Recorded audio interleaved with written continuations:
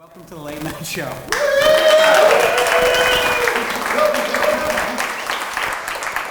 Which, ironically, is actually filmed early in the morning. Yes. We won't talk about that right now. They all are. Are they really? Yeah, I've been on all of them. They're all at 2:30 in the afternoon. So I don't even feel weird anymore. Nope. Oh, this good. is normal. Well, this is Garyvee. This is a big moment for us. We've been waiting for you. Thank you. We've got our Idealogue show happening today. Yep. And Gary's going to be the keynote speaker. Can't wait. We thought we would squeeze in a little late night taping of you to get some of the down and dirty, who is Garyvee. Thrilled to do it. I did bring, because I know you're a big Jets fan. I am. And I brought Ryan Fitzpatrick's really bad clone double. Yes, I see him. He's here. His name's Mike, and he's our sidekick. Hey, So, Mike. yeah. He's a huge fan. Oh, good to see you, How are sir. you? Good to see you. Oh, very nice, very nice. Thank you, Mike. Thank you. Ryan's benched this week, so I guess he has some downtime, Yeah, unfortunately. he's got a So lot of downtime. hurts. I guess my first question before Yeah. we get into the nitty gritty Sure. is, why the Jets? I was born in the Soviet Union. We came here when I was Are the Jets 3. big out there? No, the Jets are not known out there. But I came in the late 70s. When I first this is late 70s, early 80s, kids went outside and played. It was a different generation. When I first went out, I wasn't Americanized. I didn't have that common bond with the kids outside. And one day in first grade, there was a group of kids playing football. They asked me what my favorite football team was. I said, I'm not even sure if I remember if I spoke English all that much. And they said, well, you're a Jets fan like us. And I was like, okay. And basically that Sunday, I watched my first Jets game, and I have not missed a play of a New York Jets game since 1982. Unbelievable. Yep. Unbelievable. Wow. I lived in New York for most of my life. Yes. But now I'm down in Florida. Yes. So I'm having a difficult time because I was a Giants fan. Yes, Here in the city. And then went down to Miami, and I'm not doing so well either. with the Dolphins. Yeah, so we've got a lot of work to do on Yep. both of our teams. I understand. It's but- bad times in football. Seriously. You don't play fantasy football, do you? You know what's funny? I've never played, this is my first season. Chris Collinsworth, who has this kind of celebrity serious league, and so I did it for branding, to be honest. I'm 5-1 Whoa, because very like good. most things, Very I'm good. very talented. No, I'm just kidding. But I don't like to play it because I think, you have to understand, my life is very simple. The health and happiness of my family, the New York Jets, my business. In that order. In that order. And so I'm a simple man, and the Jets are truly, and this is not a joke, the Jets are my true escapism. I take it very seriously, but I have it contextualized of what it means in the scheme of things. It's the one thing in the world that I care enough about that if something bad is happening in business, it is not in my mind in those 4 hours. And that's healthy, and I think we all need that, whether that's reading, meditation, traveling. I know mine's weird, but it doesn't make it any less real, and I need that escapism. And it's tough when a season like this happens, when the games become kind of not as important. Yeah. I'm not as invested, but I go and I watch and I support. But yeah, it's a big deal for me. Yeah. Gary, Yes, what is the most valuable asset today in the world? In your attention. Okay. Attention. If we're talking the context of who I know is watching, before you can tell me how great you are at your craft or how great your product is or why I should come and see you, you need my attention. And so if you're talking in a place where the end consumer is no longer paying attention to, you're in deep shit. And so when you're spending an ungodly amount of money on direct mail or outdoor media or television or traditional digital like banner ads or pre-rolls, I don't think that's as a valuable a move as something like what you're doing right now, which is a content play, or Facebook or Instagram or Snapchat. And so I've been pulling the levers of attention since I was a 6-year-old trying to sell lemonade and trying to figure out which pole or tree to put my sign on that would sell more cups of lemonade. I used to think about how I would, it's funny, this is perfect. I used to do baseball card shows, and I would literally sit there, and people used to think I had some sort of either weird disease or was like super kind of like, wired in a weird way, because I would sit and think about the layout of my cards for 2 hours before the mall would open, and then would watch how people would look at my table. I've been following attention my whole life. When I was dragged in my dad's liquor store when I was 14 and started working there, there were some of the guys that thought I was weird because I wasn't working, but all I was doing was just literally watching the pattern of how somebody would walk through the store. Later, I understood the biggest retailers in the world had cameras following us and understood UI, UX and all this stuff, or the shelf at a bar, why are those products there? But that came to me as natural as you can imagine. It is my natural gift to understand where consumers' attention is a little bit faster than the marketplace, which has been the foundation of my success. Crazy. Do you, how valuable to you is time?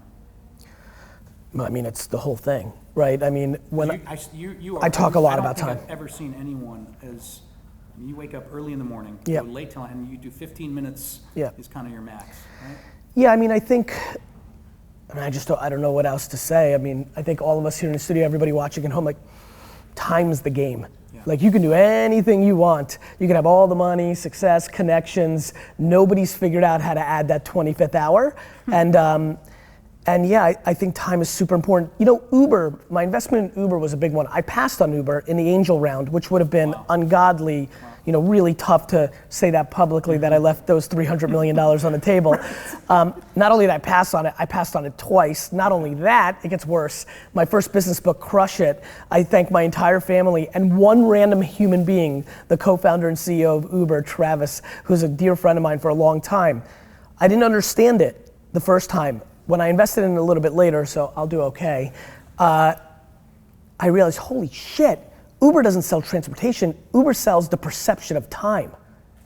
And I believe that any company in today's world that takes time and resells it back to people will build the biggest companies in the world. And so even the way I think about advertising, if I'm trying to watch this YouTube video, but you put a banner, a pre-roll before it, you stole my time. I came here to watch this, not to see this car driving up a hill. And so time is the asset. By the way, by a small group of here, by show of hands, I know everybody can't see this at home, but I'll do color commentary for you. By show of hands, how many people here are now mad when another human being calls them? Raise your hand. It's rude. It's just downright rude. Think about that. Half this room just raised their hands. Think about asking that question 10 years ago. It just wouldn't even have made sense. We now know there's other ways to use technology, like you text me and I'll get back to you on my time. That's why it's rude. And so time has become the thing that we've put on a pedestal, because for some of us in this room, we're not 18-year-olds, we're not 16-year-olds. We remember the world when it used to actually shut off at 6 or 7 p.m. professionally, and you'd get to it tomorrow. That world does not exist. You get people emailing you at 11 p.m., there's some sort of expectation that you may get back to them. We live in a 24/7, 365 world where we're pounded by information, and so now we, subconsciously, we've formed into this enormous belief and value around time, and it's precious, and I do reverse engineer a lot of my strategies around how to not steal time. That was actually one of the questions. So Which is? Based off this concept of Yes. time being such a valuable asset, right, for you. Yes. For everybody. Yes. It helps to prioritize what you invest in, what you spend money in your business on, right? What are the things that are gonna get you the most out of your time? You know, what's funny, I think of it almost in reverse of that. Mm-hmm. Yes, that's all true, and you can list all the other things. It makes me overwhelmingly focused on not wasting the other person's time, because then I'm bringing the most value. The keynote I'm about to give, it's not a canned speech. I think you know that. Yeah. I know who's in the audience, you know, and I'm gonna think about what can I talk about that's gonna bring them the most value. Yesterday morning in Orlando, at the ANA, where it's the biggest TV advertisers in the world, I talked about something completely different. So that's predicated on actually valuing people's time. I don't want them to sit there for 45 minutes and zone out or not get any value. They're sitting there. Even this interview, I'm like obsessed at the highest level of like, okay, who's watching his show? Got it, that demo, what can I say that's practical to them that they can take away and do something with? And I just do that with my employees, with my customers, with my audience, and I think that's why I'm successful, because if you bring more value than you ask for in return, you win in life, let alone business. Yeah. I've always thought, you know, hairdressers are interesting, and I think the service industry as a whole is an interesting kind of beast, as this whole time and social media and what you said, it's so true. Everyone's bombarding you for information and time. They're trying to steal it from you, right? Whether it's banner ads or whatever. But a hairdresser has 45 minutes. Well, you know what's funny? So how do you, it's funny where you went with that. I think, and you guys know this better than I do, but I know this as a common sense, savvy human individual on earth. I think people really enjoy their time. And by the way, you have to reverse everybody one by one. You have to have the EQ skills and the empathy to understand, is this person really valuing time and wants to get out of here? And if I can do this in 37 minutes instead of 44 minutes, I'm gonna actually make them happy. And then there's other people who are running a mile a minute, and this is a time to kind of let go and enjoy and escape into your guys' world with them, and maybe that should be 49 minutes. I think the place that you guys need to focus on as an industry is not necessarily the execution of your craft and your art, but how one gets to that moment. I don't wanna waste my time to book. I don't wanna waste my time to like chase, or the infrastructure to get them there or discover you is where you need to completely save time. Once they're there, now you're getting into an entire experience thing. I think you could go the other way. I think you can have somebody like me, if this is something that they're passionate about, would rather spend an hour and a half in the experience, but save 2 out of the 4 minutes on the execution to get there. Yeah, you're so spot on, because right now there is it's almost like a clash. It's when you talk about what happened in the wine business. Yes. That same kind of renaissance or clash is happening now. You're having an older generation of hairstylists. Yes. That is 100% focused just on the craft. Yes. And the quality of that customer service experience. Yes. But then you have this new young generation that's Yes. kind of, mostly millennial driven. Okay. That have kind of popped up, and they're using social media to get their clients. Yes. They're using social media to get people in the chair. Yes. Where in the old school days, you had to go and actually hand business cards out on the street, or wait for your customers that you cut to tell other people to come to you for a haircut. But now you're getting people that 3 years in the business, they're booked 20 a day, 6 months out, and they're charging $800 a haircut. It's actually happening. So what that's done is it's upended the entire industry. So, things you're talking about are all kind of playing out. Technology is a son of a bitch. Yeah. Technology doesn't care that you've been unbelievable at your craft for 30 years. Right. Technology didn't care that my dad's contemporaries that came over from Russia in 1978 moved to LA, made $2 an hour being a cab driver, worked 20 hours a day, saved every dollar for 13 years, had, paid their dues, didn't see their family, saved all their money, bought a couple of black cars, actually built a business, saved all their money, worked every day for 30 years, finally getting to the moment where eating all that shit might pay off just a little bit, and then Uber came along and put them out of business. Totally. Like, technology didn't care that your grandfather came from Europe, worked 80 hours a day for his whole life, built a small little bookstore. Right. Your dad came along, your mom came along, made it bigger. Now it was your turn, and it's a real great base, and you're gonna take it, and Amazon came along and put you out of business. Technology just doesn't care. Yeah. I don't know what to tell you. This is called capitalism. This is the way it works. I understand how you want it to be romantically. I understand that you want it to be in your best vested interest. Do you know how mad I am that Twitter is not the #1 social network in the world? From 2007 to 2011, I spent 14 hours a day answering people's questions on Twitter. Let me just say this one more time. There's people watching, a couple people know this truth. For you, you just don't believe it because it makes no fucking sense.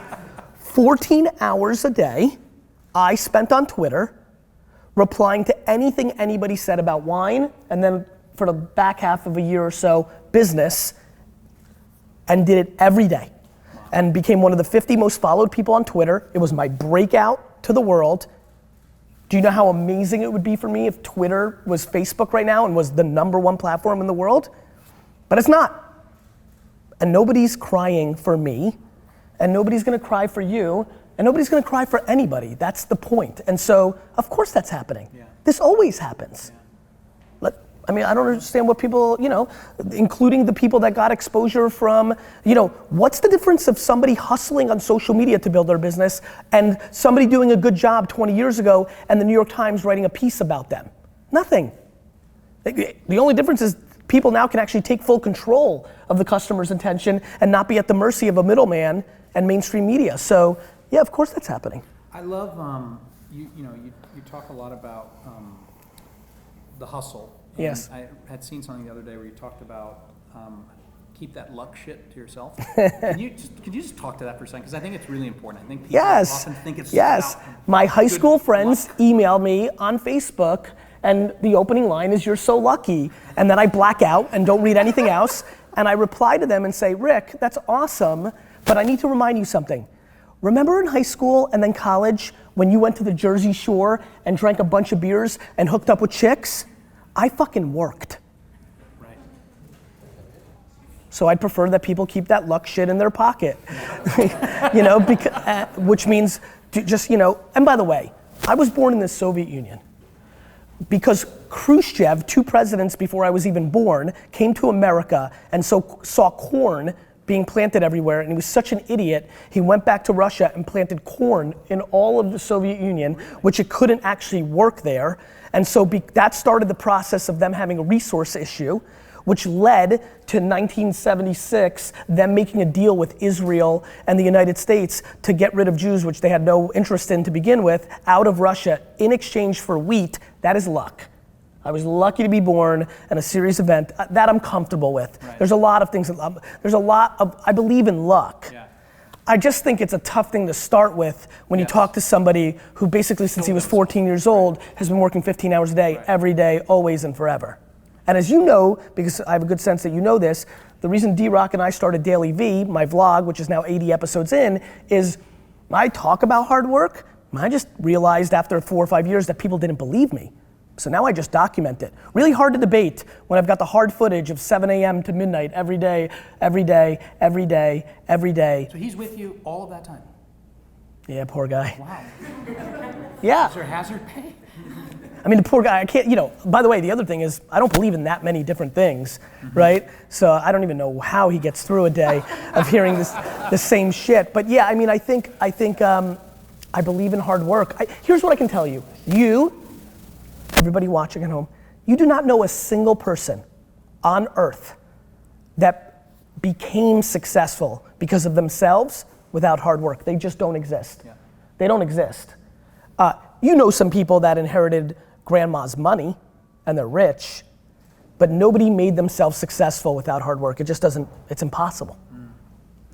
I need to do a little history looking because I didn't know the Jews were traded for wheat. Yes, we sure were. Like I was of traded. all the things that get traded. By the way, that's with the amount of taxes that I've paid in my life, that was a great trade. Right. Wheat. Especially if you're gluten free. Yeah, I get it. It hits home. It was the 70s. You know. Gary, another concept you talk about. I kind of want to get some of these. I just Go ahead. love these. Let's do it. I'll go these are faster. These are great for hairdressers. Sure. And no rush. Okay. You talk about. Everyone always talks about failing, and you talk about being scared of failing to who. And I love that. I think because that really gets the essence of it. Yeah, that's been. And hairdressers have a lot of fear when they're cutting and getting into got the it. job. That was a big one that I didn't realize. I'm glad you picked up on that. People are scared of failing. I think we all know that. I think everybody understands that. That's why so many people don't try. I just somehow stumbled on how lucky I was that my mom is the greatest human being on earth and created a self-esteem for me that is probably somewhat inappropriate, but shit, I would not give it up for anything because it's made me very comfortable. I think that somehow, some way between DNA and the way I was parented and my circumstance of immigration, things of that nature, I'm in a funny place where I'm just not scared. I'm just not worried about, I have this weird, I could care less what anybody thinks and I genuinely care what everybody thinks. It's the kind of this really yin and yang. And so I just realized that so many of you are scared to fail because your dad's gonna make you feel bad about it. And I have empathy for that. That sucks. Or your husband is gonna say, I told you so. I'm very fascinated by negative energy within our ecosystem that is not cut outable. You can get rid of your acquaintance that's a dick face, right? But when your mom's the dick face, you're in trouble. Yeah. And so I've been trying to have this conversation of who are you scared to fail in front of? And I gotta tell you, in one-on-ones or meetups where the content has come from, that's the beauty of doing a vlog. Yeah. Content happens in these moments that I would have never thought of. It's captured, it resonates, I react to the reaction of the audience, and I start trying to force myself to understand it better. Right. People are scared, you look up to your older sister who's straight lined and and her opinion matters to you, but you're an artist and you want to do this. And if you fail, you don't want to fail in front of her. Yeah. That's tough. That's stopping a lot of us.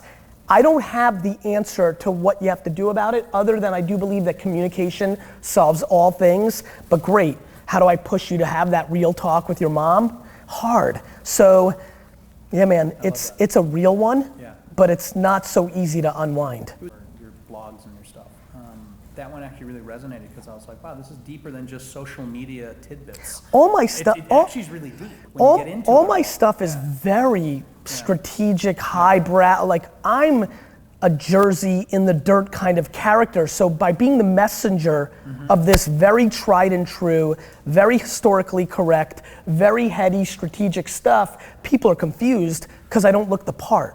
I look the part of the sizzle, not the steak. But that's the beauty of running the marathon.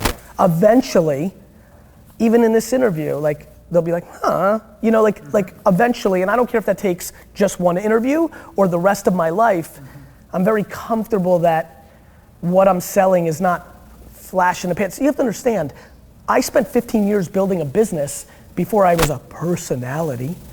I wasn't a 22-year-old life coach on Instagram. I put my head down and built a $65 million business, you know, in the dirt, in the trenches, working 15 hours a day in a liquor store, and then building an early e-commerce business before I thought I had the audacity or even the respect or platform to even think that I was worth listening to for 40 minutes, right? So I think I earned it. And so I understand my personality traits that may make it seem like it's fast, is it real?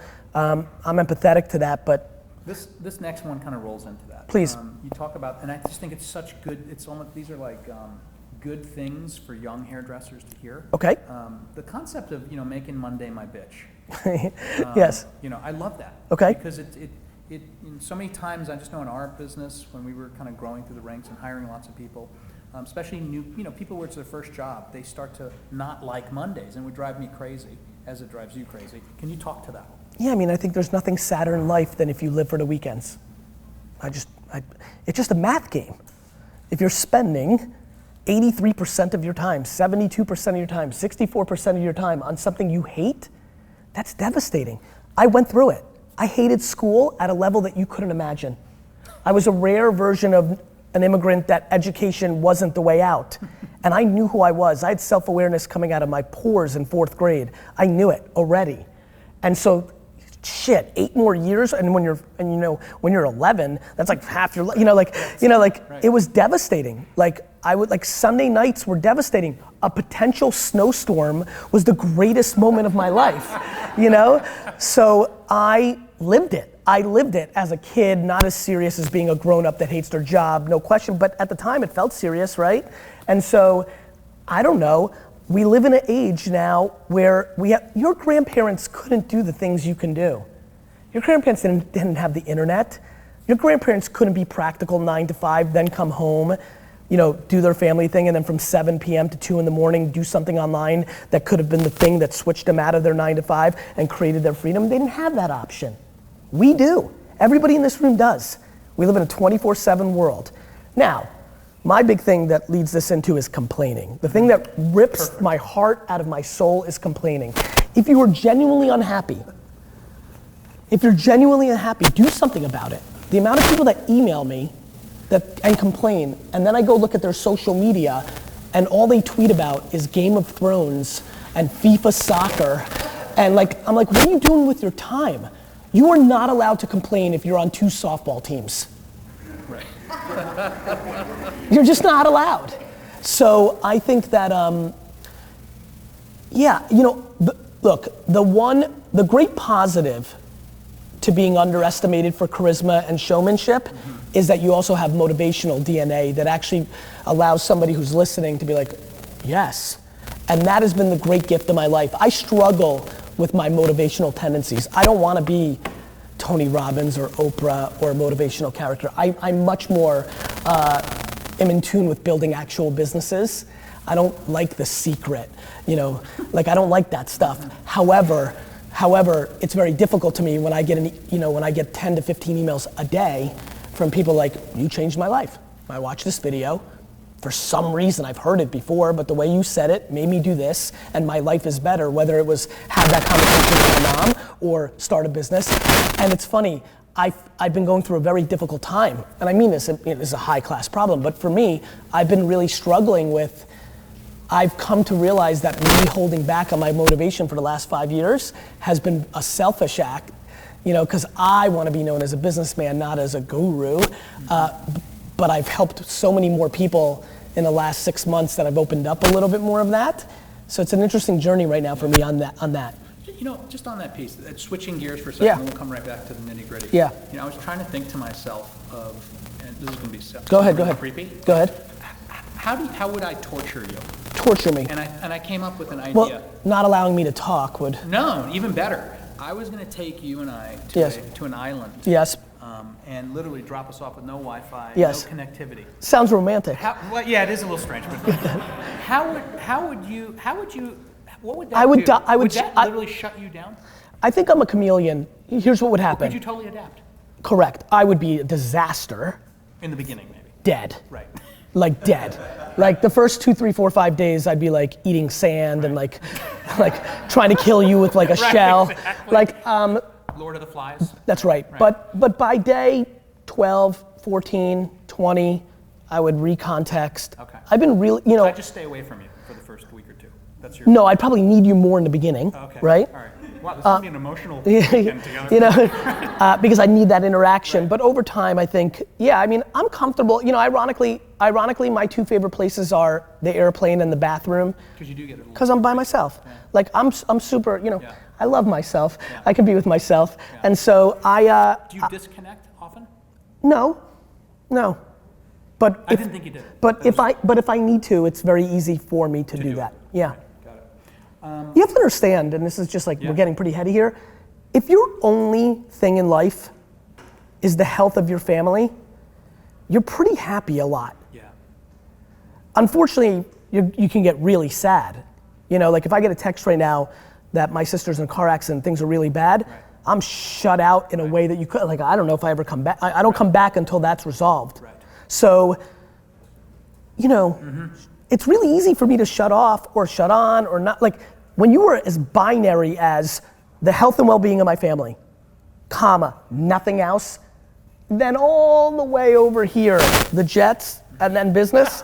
I love that this is after the Jets, by the way. It's really easy to be happy, and I do challenge everybody to start really building perspective.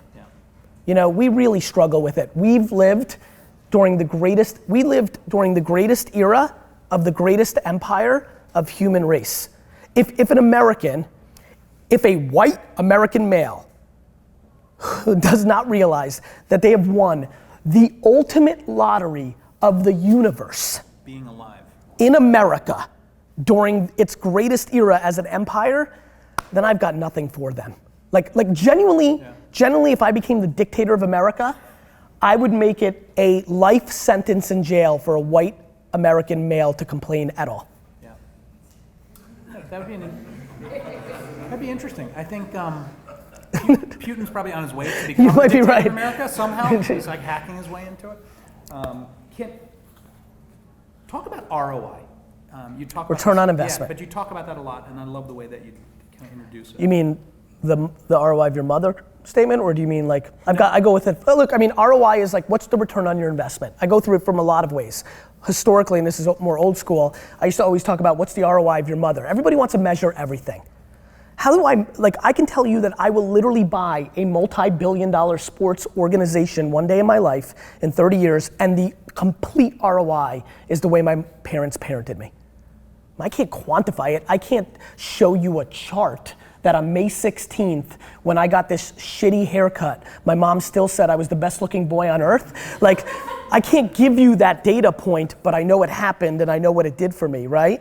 So, I can't show you in a chart that, on April 13th, 1986, I opened the door for a woman at McDonald's. This is a true story, not the date. But I opened the door for an elderly woman at McDonald's instead of just running in, and my mom spent the next 17 days acting as if I won the Nobel Peace Prize. Right? I can't show you that, but I think about ROI in a lot of places. Look, return on investment.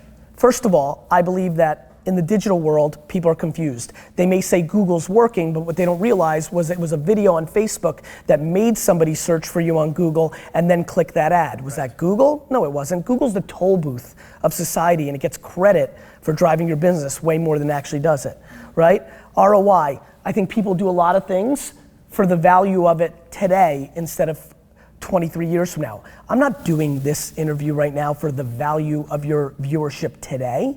I'm doing it for the fact that it's in an ecosystem that I'm not as involved with, and maybe 13 years from now, something of somebody learning about me today brings me value. And even better, I'm not even worried about cashing in on that chip.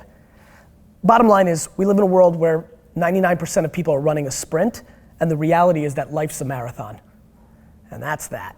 Yeah. And so when I think about ROI, I think of it in short and long term. I need some things to get by, right? On a day-to-day basis. I need money from clients to pay for my employees. Like, I gotta pay rent, I gotta run a P&L.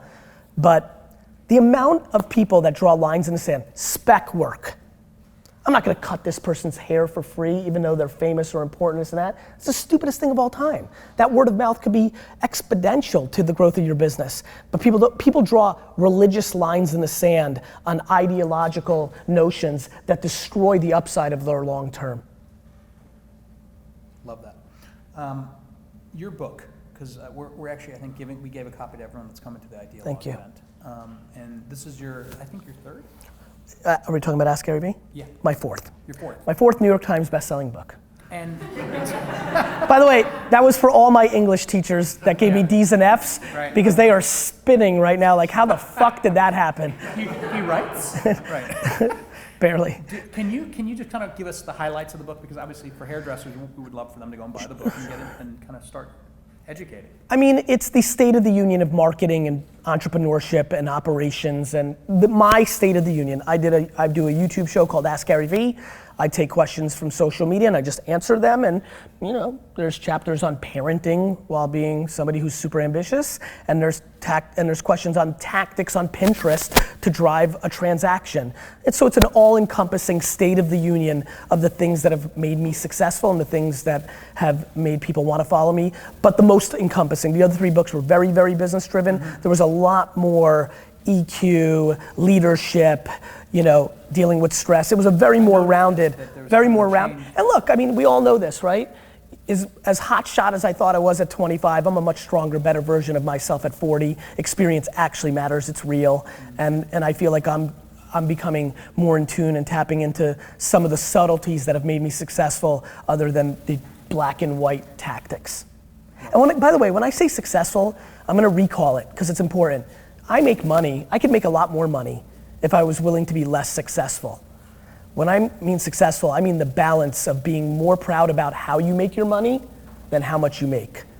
On the balance of being more worried about your legacy than your currency. On the balance of like thinking about what your grandkids are gonna think of you, and most of all, the number one way I run my life, how many people can I guilt into coming to my funeral? That's what you're thinking about. That is the number one way that I live my life. If you ask me what my global North Star is, my entire game is predicated on how many people show up to my funeral. Because showing up to funerals actually, and it's interesting, I no longer like the Yankees and the Rangers. I'm going in a little bit of an interesting direction. Good. I'm liking this. Because both of those teams won championships for me. So now I obsess over the Knicks and the Jets. I love the climb. I love the journey. And it was interesting, when I thought about this, as this funeral thing started happening over the last 10 years, I was like, wait a minute, that's the ultimate journey. My whole life is this journey, the payoff is the funeral, and I don't even get to know how it plays out. You're not even there. I'm not even there. So I think it's fascinating. I've been fascinated by the funerals that I've gone to and the ones that I haven't as I've become more busy and travel. And it's really predicated on heart over brain or wallet or other things, right? And so, yeah, man. That's deep. I think so. Yeah. Gary, can you talk to the fact that millennials are, you know, it's just a generation and they understand efficiency naturally? Yes. Something that kind of just comes to them? Yes. And how older generations can easily adapt and thrive by doing so? Because you're not a millennial. Yeah, I think this millennial, even when you brought it up earlier, Right. I think this millennial talk is like whack. yeah. Like, let me tell you why. I have 600 or so, 500 of our 800 employees at VaynerMedia are under 28. And 25% of them only care about working all day and night and making as much money as possible. And then I know 48-year-olds that want work-life balance. And they're like stereotypes have truths, I respect that, but all of this is always a mindset. This is a mindset. This isn't how old you are. This is how you are wired. And I think that millennials have gotten a bad rap for their work ethic and for their audacity, and there's plenty of them. But there was plenty of those people 20 years ago too. We just didn't categorize them. I've run businesses for a long time. 20 years ago, long before there was millennials, there was plenty of 25-year-olds that came into my business that thought they should be running the company. That's a DNA trait. Right. You know, that is not an age thing. And so, just kind of this label that's been put. On the older generation, let's call it 35 and above, there's a lot of excuses going around. Well, I didn't grow up with this stuff. No shit. You didn't grow up driving either, and you learned. We learn things. I think what happens is a lot of people are lazy and get tired and are burnt out and they don't want to put in the work. It blows my mind that everybody watching here isn't willing to watch or read for 20 hours about Facebook, Instagram, Snapchat, these platforms that are the relevancy of our society. Like, you can literally watch 20 hours of YouTube videos on how do I run Facebook ads, how to make creative, you just type it in and you now know, especially if you actually do it while you not just read it. And so literally, I don't know, in a week, anybody in the world that has capacity to learn, it's more about understanding how you learn. Do you need to listen? Do you need to watch? Do you need to read? Can actually be very strong at all this stuff. The punchline is, people like excuses. People don't want to put in the work. That's fine. More for me. The concept of fast follower. Yes. Can you talk to that? Yeah, I think fast follower is a good model. Like, you see something that's successful, just moving quickly and trying to learn from those behaviors is very, very interesting. Lyft's a very big business. They didn't invent Lyft. They saw Uber and they're like, I don't know, we don't think Uber's gonna get everything. Google saw Yahoo. They didn't invent, Facebook. Do you remember MySpace? Like, fast following is good. Gary, yes. We've only got a couple minutes. So yes. I'm kind of prioritizing my list of 7,000 questions. Please. What is your definition of wisdom? I'm not sure. Okay, moving on. Do you collect anything? Do I collect anything? I yes. saw something, so that's why I asked you the question. I used to collect a lot of things, but I always bought things just to sell them. As a matter of fact, I'm in a really bad mood because it looks like it's gonna rain tomorrow, and I can't take my kids garage sailing. And buying something for 25 cents at a garage sale and selling it for $4.80 on eBay gives me a bigger high than landing a $5 million account. And I just want to stop on that for 1 second. I don't think people realize that he's not joking. The thrill of the hunt. But you actually do that. I did it last weekend. He buys stuff. There's a lot of people, I get a lot of emails from people who are like, I'm on welfare, I'm homeless. I get emails, I'm homeless. I'm a single mom with 4 kids. A lot of people, not my Silicon Fancy friends, are not emailing me. These are a lot of people that are watching my content some way, somehow, who $100 a week is life-changing.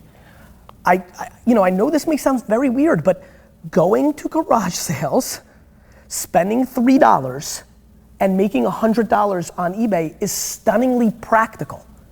If you have a smartphone, which unbelievably, people that are homeless on welfare do. Yeah. Everybody has one. No matter what your financial situation is, it seems that almost everybody has gotten to a place where they have a smartphone, which is incredible and is maybe the most optimistic thing I know in life. This can happen. And so last weekend, I just did what I always do, which is I showed people. By the way, it was a great weekend. By the way, one crazy thing, stuffed animals. That's what you mentioned. Yeah, stuffed animals. Here's why. They're at every garage sale. And consistently they're 50 cents or $1, and consistently they're $10 to $20 on eBay. If you know what to look for. Disney store exclusives. That's where it's at? That's a good one. Oh. But and by the way, and D-Rock, you know this, you have to understand, here's the payoff for me. It's Friday. This happened Saturday. 25 emails already. So you're constantly selling toys and stuff online? Not constantly. I'm hot on it right now. I did it. I did it. But you know what? You know what I collect? I collect people for sure at some level. I love people. Boy, do I really like people. And like in all our flaws and like I really understand it. Stay with you too, right? Yeah, I have great retention. But even if they don't, like I just genuinely like people. I understand people. It's what I understand innately the best. And I have a lot of empathy, a lot. And I really want to talk about real shit, right? I want to talk about not, you know how everybody's like, don't be scared, go do it. No. It was about who are you scared to? Yes. Then you get people, like, I want to go that one step that I think a lot of people, you know what's funny? The world is very interesting. People that were born with the gift that I was born with, which is understanding people, are unfortunately not born with the same other trait that I have, which is they use that to their leverage, to their financial benefit. The thing that I'm most proud of and why I believe a lot of people will show up to my funeral is when you have what I have, you usually sell it. I'm giving it away for free. Mm-hmm. And that's a big deal. And that's why most people don't talk about that next step, because that's the thing they get paid $35,000 a month for when they coach you or life coach you, or when you go to their island or this, that, and the other thing. Got it? Final question. Yeah. If you get into the social media saying we can't not use it. Yep. And the young generation does it already. Okay. You still see a lot of frustration when people can't build their followers. And you talk about this quite a bit where it's like. Well, you might not be interesting. Right.